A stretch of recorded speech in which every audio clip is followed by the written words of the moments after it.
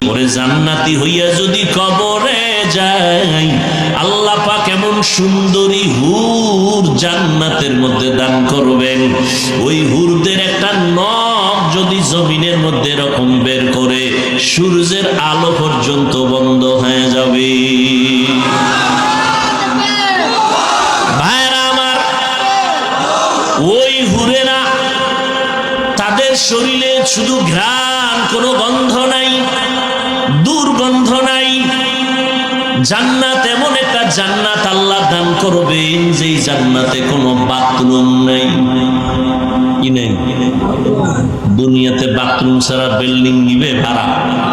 কি সুন্দর 10 তলা বিল্ডিং করেছে, আকিক পাথর লাগায়, বাহিরে এমন টাইলস লাগাইছে, চেহারা দেখা যায়, লেখছে টুলেট, এখানে ভাড়া হবে।